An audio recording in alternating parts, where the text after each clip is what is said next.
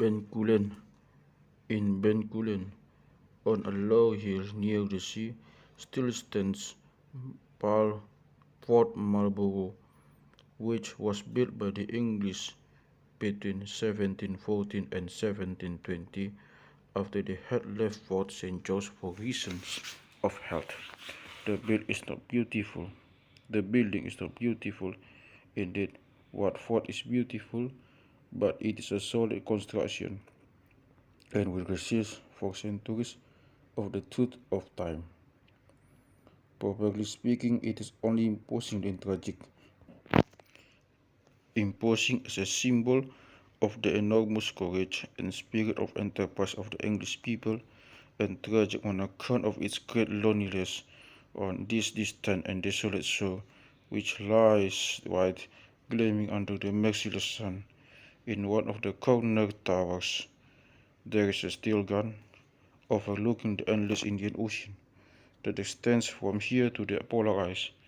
That gun gazes in the direction of England like a magnetic needle to a mysterious current. It stands there loyal and attentive, unable to believe that the great days of the company are past, as if it will still always fire on the weak foes of its country, who in quick ships sail into the Bay of Benkoelen.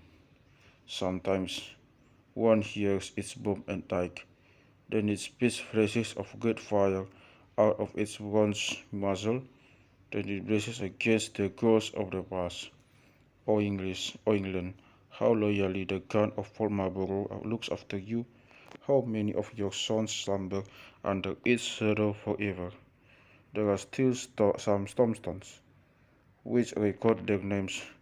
When one sees those heavy blocks, one cannot believe that so many young corpses are hidden under them. Here follow some inscriptions.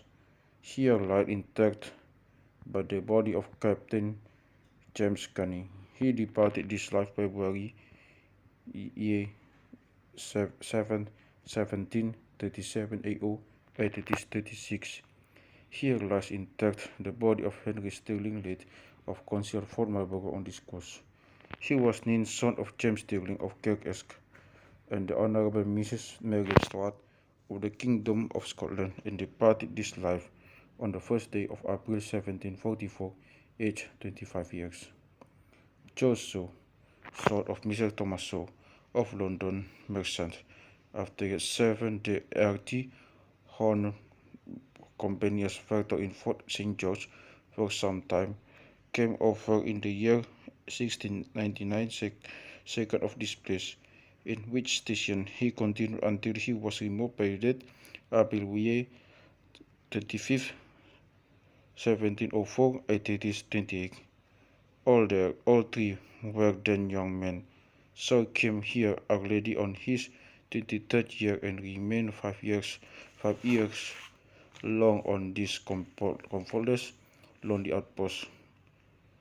Five of his most beautiful and gay were scorched in the singing heat of this empty wasteland. When one closes one's eyes for a moment, one sees the tragedy of his short life. Perhaps he was poor. Perhaps he did not behave properly.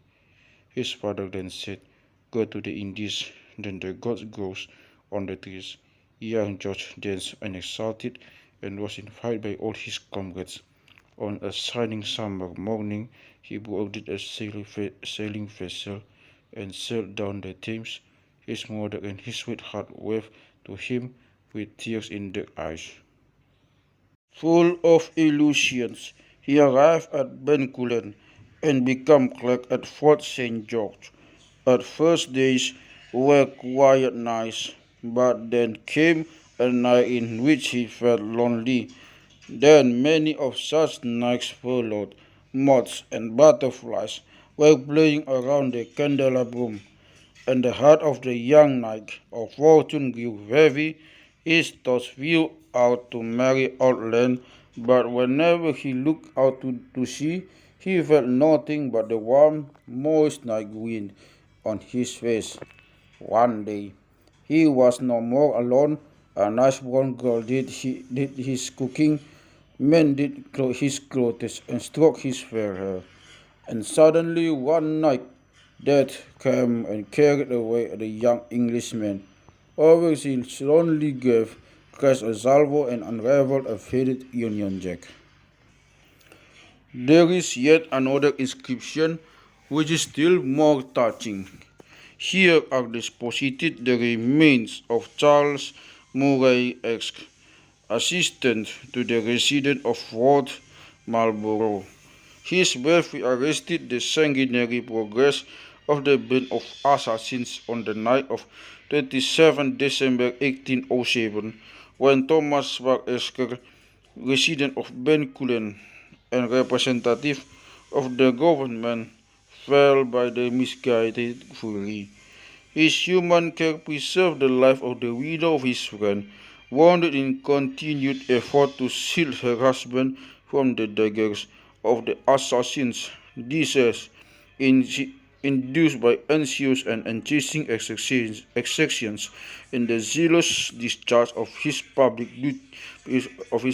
duty during a season of danger and alarm, terminated his life on the 7th of January 1808 at age 21 years.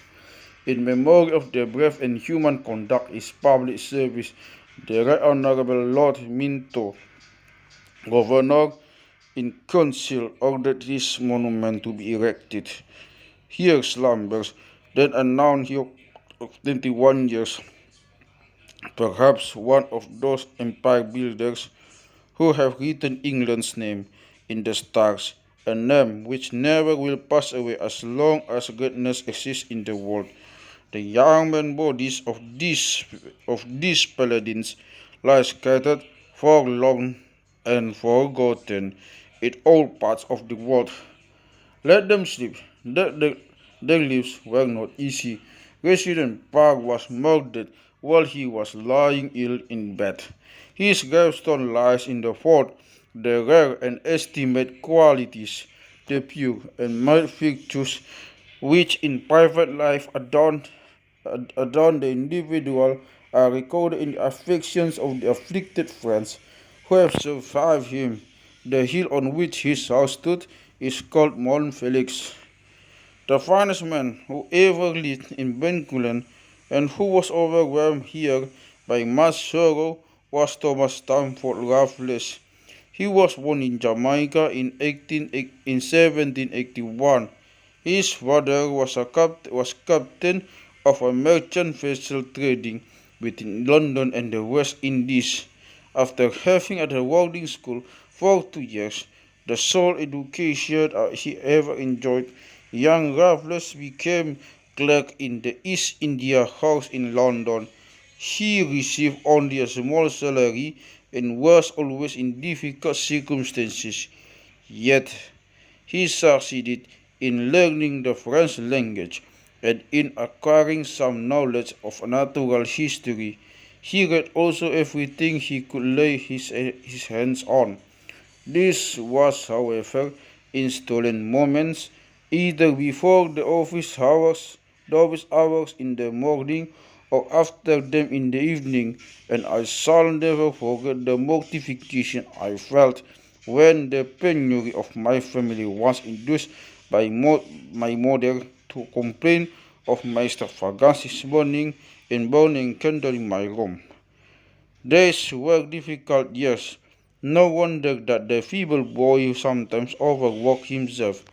On his 24th year, he was appointed under secretary in Penang. He had applied for this office because it enabled him to improve his financial situation. In April 1801, he departed after having married a widow 10 years older. A life of kick and great successes began. In Penang, he immediately applied himself to study of Malay, and after half a year he could read and write this language perfectly. Surprised at the working faculty and accuracy of the new official, the Honorable Company appointed him secretary in 1806. For some years, he lived quietly, probing more deeply into Malay problems and situations.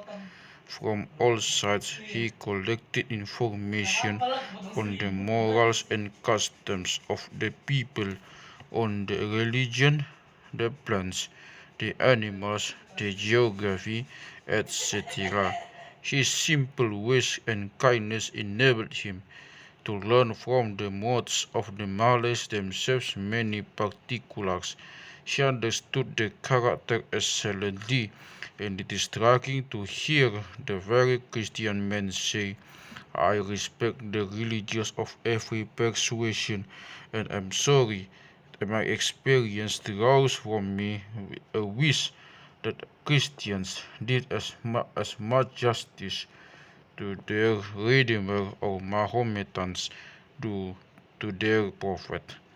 Of the Christian religion, I fear there is more said than done, and therefore shall not add to the numerous useless and foolish remarks upon it. I even considered it as the simplest religion on earth, and for that reason the best. But of the Mahometan religion, on the contrary, as much, if not more, is done than said. We are here surrounded with Muslims, and I find them very good men. I am by far more attentive to the duties and observances of the religion than the generality of Christians. In Penang, he also met the acquaintance of Dr. Leiden, who became his most intimate friend and supported him strongly in his study. In June 1810, Raffles went to Bengal and drew the attention of Lord Minto to Java. He pointed out to him the great strategical and commercial interest of this island, and advised him to conquer it for England.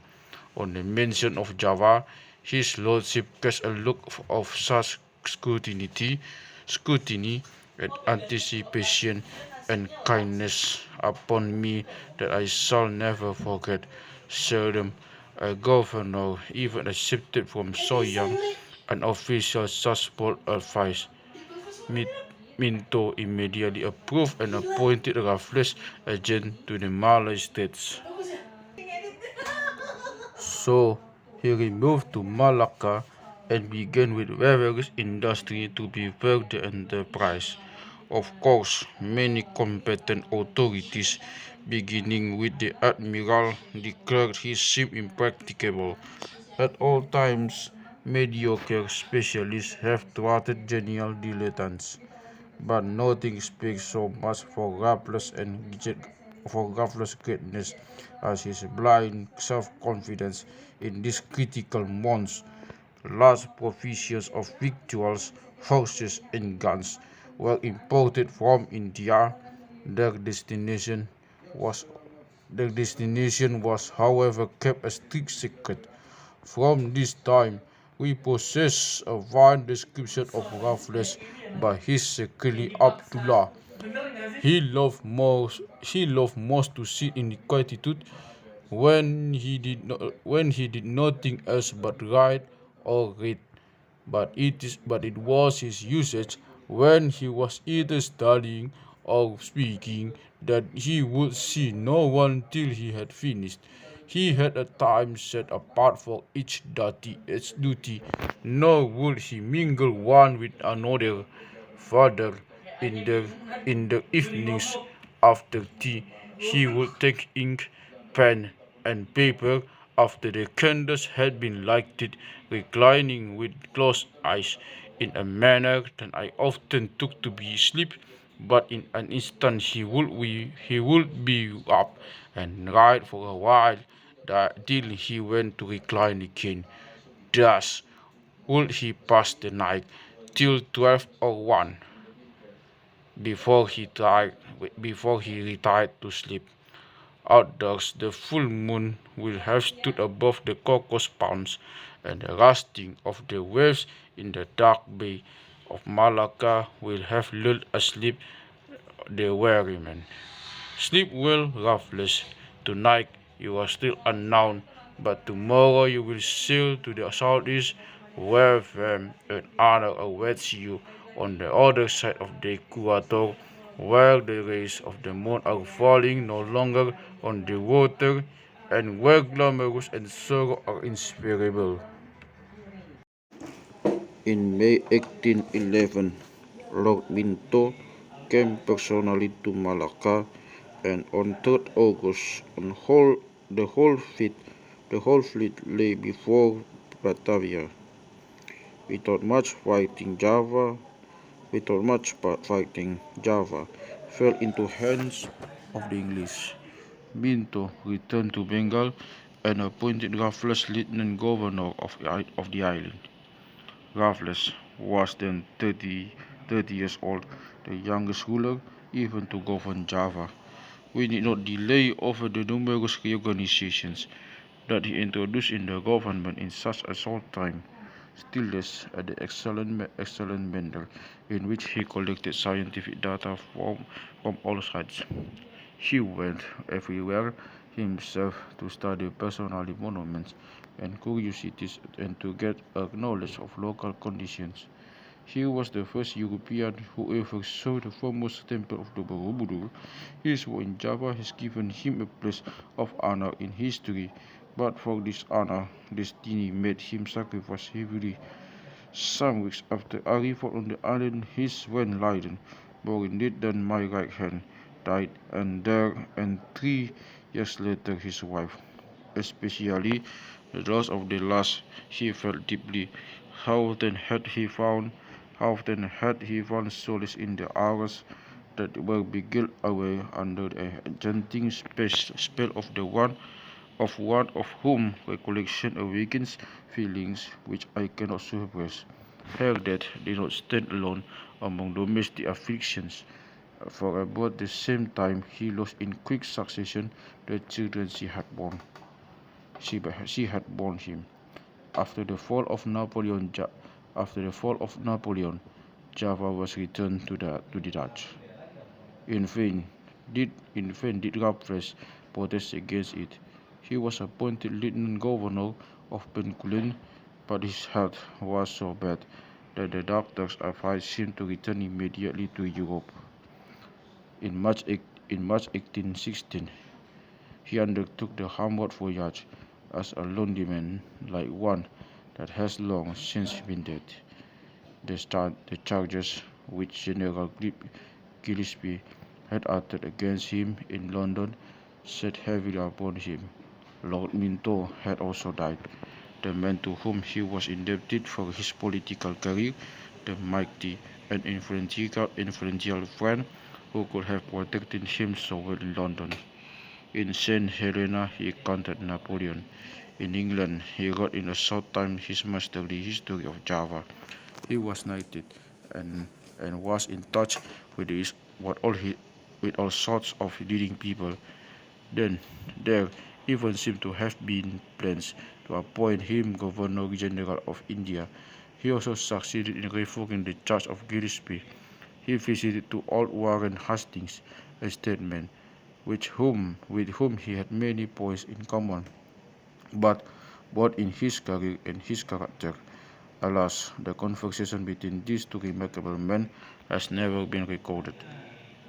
In 1817, Raffles married for the second time, made a journey across Europe, and departed at the end of that year as lieutenant governor of Benkoelen, where he arrived in March 1818, a period of great extraction, great successes, and still greater sorrow began. One cannot do better than his quote. One cannot do better than to quote his letters. This is, without exception, the most wretched place I ever beheld.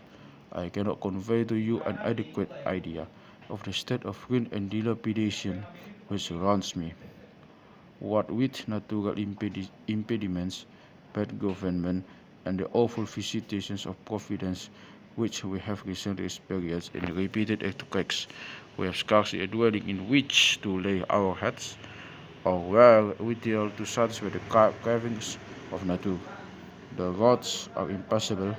The highways in the town overrun with rain grass. The government house a den of ravenous dogs and polecats. The natives say that the Benkoelen is now dead and Lanah mati. In truth, I could never have conceived anything half so bad. We will try to make it better. His very first acts were the emancipation of the slaves and the closing of all gaming houses. Already soon his passion for traveling awoke, and he made a trip to Pasima, where no European had ever been before. The naturalist Arnold accompanied him. On this trip, an enormous flower was discovered, the now the now famous Aravelsi Arnoldi. Shortly afterwards, he visited Minangkabau and discovered the first Hindu antiquities in Sumatra. Half a year later, on 29 January 1819, he hosted the British flag at Singapore, his most famous deed.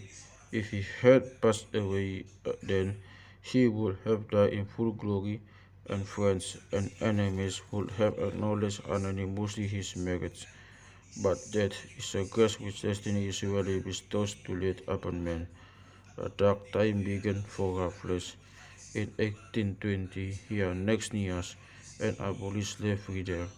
The whole island is a seat of the richest cultivation that can be imagined, and the interior surpasses in beauty and fertility the richest parts of continental India, if not of Java, he exulted. But in the same year his eldest son died, followed by two other children half a year later. To these severe and trying afflictions, I have to add the loss of nearly all our best and tried friends in this country, and that both Sophia and myself have suffered more seriously from long and alarming illnesses. And then came those touching words spoken by a severely ill yet world famous man who, in solitary confinement on the southeast coast of Sumatra, looked out with feverish eyes to the scorching bay of Benkoelen. My heart has given nigh broken, and my spirit is gone. I have lost almost all that I prided myself upon in this world. He wanted to return to English. We never were very covetous of affluence, and riches are now of less value to us than ever. Under existing circumstances, I prefer an honorable retirement to a long perseverance, to the complete ruin of our health and future comfort. The same year, his friend Salmon died, and in 1823, his four children was buried. How is it that all we love and esteem, all those whose principles we admire, and in whom we can place confidence, and thus carried off? But then he resigned himself to his fate and sought consolation in his work. But melancholy returned by fits and starts. I could lay me down and cry and weep for hours together, and yet I know not why, except that I am unhappy. On 2nd February, he boarded the frame and sailed for Europe. But a few hours after sailing, the ship caught fire to the carelessness of the steward, going with the neck like to draw off brandy from a cask. There was barely time for those on board to escape before the ship's gunpowder exploded. All this passed much quicker than I can write it. We can push off, and as we did so, the flames burned. The flash burst out of our cabin window, and the whole of the after part of the ship was in flames. The mast and sails now taking fire, we moved to a distance sufficient to avoid the immediate explosion, but the flames were now coming out of the main hatchway. The boats were many hours before reaching shore. The fugitive had neither food, water, nor clothes. The loss I have to record beyond all is my papers and drawings, all my notes and observations, with memoirs and collections, sufficient for a full and ample history not only of Sumatra but of Borneo and almost every other island of North Indonesia. My intended account of the establishment of Singapore, the history of my own administration, Eastern grammars, dictionaries, and vocabularies, and last, not least, a grand map of Sumatra, on which I had been employed since my arrival here, and on which, for the last 6 months, I had bestowed almost my whole undivided attention. This, however, was not all. All my collections in natural history, my splendid collection of drawings, upwards of 2,000 in number, with all the valuable papers and notes of my friend Arno and Jack, and to conclude, I will merely notice that there was scarce an unknown animal, bird, beast, or fish, or an interesting plant which we had not on board, a living tapir, a new species of tiger, splendid peasants, etc., domesticated for the voyage. We were, in short, in this respect, a perfect Noah's Ark. A, the very next morning after the return of passengers and crew, Raffles gave one more proof of his perseverance by commencing a fresh sketch of the map of Sumatra and by taking steps to form a new natural history collection. Some delay took place in obtaining another ship, and it was not until the 10th of April that Raffles finally sailed from Benkoelen on board the ship Mariner. He lived another 2 years. Dark clouds seemed to have enveloped him and obscured the place of his mind. One day they found him dead at the bottom of the staircase of his house. It was on 5th July 1826 in the morning at 5 o'clock. 5 o'clock, his 45th birthday. The sun was not yet up, but already a new day was dawning, and the dew lay sweetly over the hills. Thus died the man who made England's name great on distant shore. He was a hard, intelligent worker, a great and many-sided scholar, and above all, a bold and resolute statesman. His character was mild and friendly. Most of his subordinates liked him. His simple ways made it possible for the Japanese Malays to repose their trust and friendship in him.